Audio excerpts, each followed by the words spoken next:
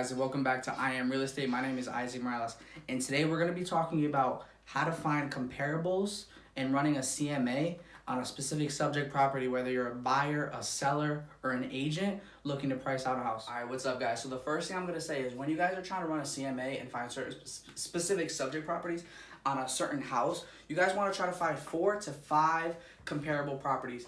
In today's video, I'm not going to be looking for 4 or 5. I'm just going to run through 3 or 4 of them, give you guys examples, talk about what works and what doesn't. That way you guys have a good idea of what you're doing, all right? So today's subject property is 3 bedrooms, 1,200 square feet, 1.5 bathrooms with a 1-car garage, all right? It's a single family home. That's our subject property. Now, when I'm looking for comparables on a specific house, the first things that I'm looking at are these right here. How many bedrooms does it have? How many bathrooms and square footage? Those are the biggest differences and the first things that you look at as an appraiser, all right? And so we want to do the same thing that the appraiser's doing, so we know when the appraiser's going to value the house, our numbers are as close as possible. So we're going to compare this first home to our subject property. First home has 2 bedrooms, 1 bathroom, 800 square feet, 2-car garage, and it's within 1 mile, okay? So 2 bedrooms, 3 bedrooms. Now, like I said, bedrooms are one of the biggest, most important things that people are looking for, and some of the biggest and most important things that you have to look at when you're trying to compare a home, all right? So bedrooms does not match up, all right? 2 bedroom, 3 bedroom, we're not going to put them together. I'm going to put a little X next to it. Bathroom's another big one. 1 bathroom, 1.5 bathroom, they don't match up. Even though it's only a half bathroom, that half bathroom still adds value, okay? So these don't match up. We're going to put an X next to it. 800 square feet, 1,200 square feet. Huge difference there, guys. So again, they don't add up. We're going to put another X, all right? Now, this single family home has a 2-car garage. Our subject property has a 1-car garage, all right? Even though this does have a garage, even though the garage still add value, they don't add up and they don't match, so we're not going to use them. Again, we're going to put an X. All right. Now, the reason I have distance here is because when a lot of people are looking at different properties and when you guys are finding comps, I find that a lot of people say, well, this house is in this town and this house is in this town and they both have 3 bedrooms and they both have 1 bathroom, so they go together in their comps. That's not the case, guys. You guys want to pay attention to how far apart they are, because if they're a certain distance apart, they're likely in a different neighborhood. They likely, one's more desirable than the other, all right? Just because they're in the same city does not leave them as comps. Whenever you guys are trying to find comps and you guys are trying to find comparables, you should try to find something within 1 mile. Now, if you guys can find it for less than 1 mile, that's great, okay? But 1 mile, this would be a check mark right here. But by all the X's that we have already here, guys, the things don't match up. I would not use this as a comparable myself. So this one, we're just going to go ahead and put I don't know, make it a different color. We're going to go ahead and put a big red X, all right? This isn't going to work. Moving on to the next house, okay? We have another single family, 3 bedroom, 1 bathroom, 1,100 square feet, no garage, and it's within 1 mile. So 3 bedroom, we know that these 2 are going to add up. We know that these 2 are the same, so we're going to go ahead and put a check mark. So we have a 1.5 bath and a 1 bath. Now, again, they're not the same, so we're going to go ahead and put an X next to it, all right? So when we're looking at square footage, guys, you guys want to look for square footage within a certain range. It's very, very unlikely that you're going to find a house with the exact amount of square footage. So if you are right here, your subject property is 1,200 square feet, you're probably looking for something from, not 12, but 1,100 to 1,300 square feet. If it falls in that range, you're going to want to give it a check mark, and in this case scenario, it does, so we're going to go ahead and give it a check mark. All right, so now, no garage, 1-car garage, obviously they're not the same, so we're going to put a little X on it, but again, it is within 1 mile, all right?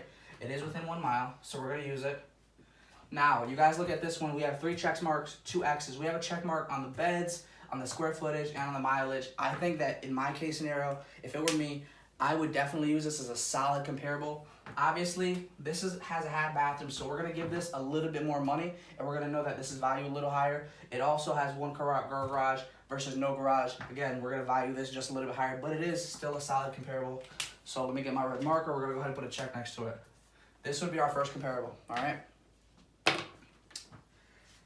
Going on to our next property, 4 beds. 4 beds does not match up with 3, so we're going to go ahead and put an X. 1 bathroom. 1 bathroom does not match up with 1 and 1.5 bathroom, all right? So we're going to put another X. 1,250 square feet. I told you guys, if you're at 1,200, you're probably looking to be somewhere between 11 to 1,300. 1,250 square feet do match up, all right? So we're gonna go ahead and put a check mark. One car garage, again, adds value, so we're gonna go ahead and put a check mark. And then it's within a half mile, like I said. If it's within 1 mile, guys, we wanna be able to use it.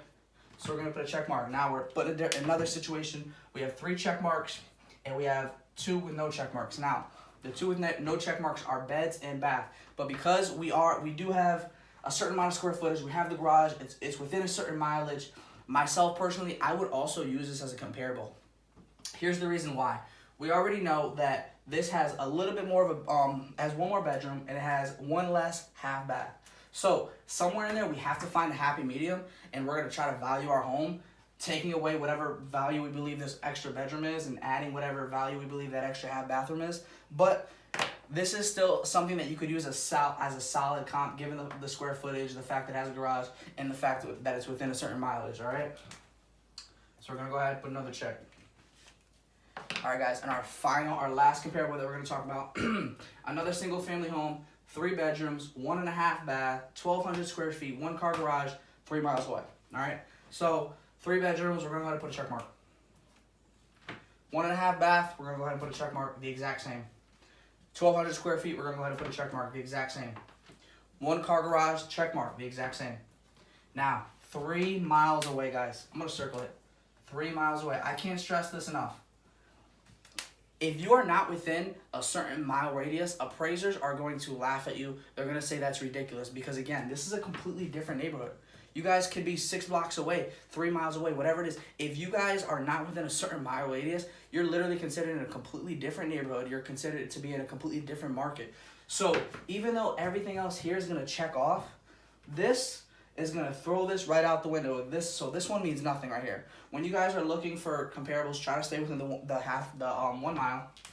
So right here, we're gonna put an X. Now, if you guys were an agent, if you guys were the buyer, if you guys are the seller, you guys are probably going to look at these 2 comparables. You're going to say, all right, I have to find a happy medium. I have to figure out, compared to what's right here and what's right here, you guys have to figure out what that house is going to be valued at. If this house sold for, I don't know, let's call it 100 and, put it in a different color. Let's call it 160,000, 160K. This one just sold for 175. Okay, all right. You guys know you have to add value to this home because of the half bath, so you're gonna probably go up on this one. And then you guys know you're gonna have to take away value on this home and also add value on this home. So you're also gonna go up, you're gonna go down. If it were me, I don't know, you'll probably end up landing somewhere in that 165 to 170 range, okay?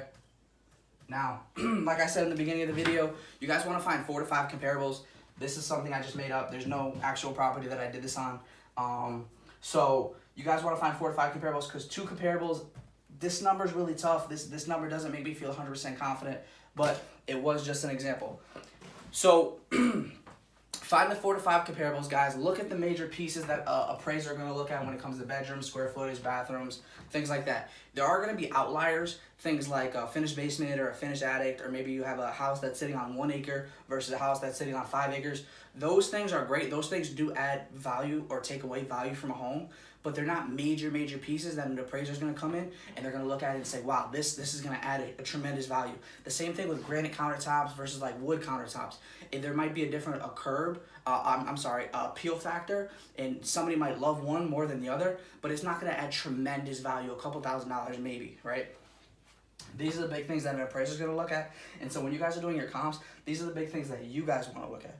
If you guys are watching this video and you guys have any questions, if you have any comments, if you have any opinions, if you disagree or if you agree, leave it in the comment section, guys. Like this video, subscribe, follow me on all my social media outlets, and I'll see you guys again soon.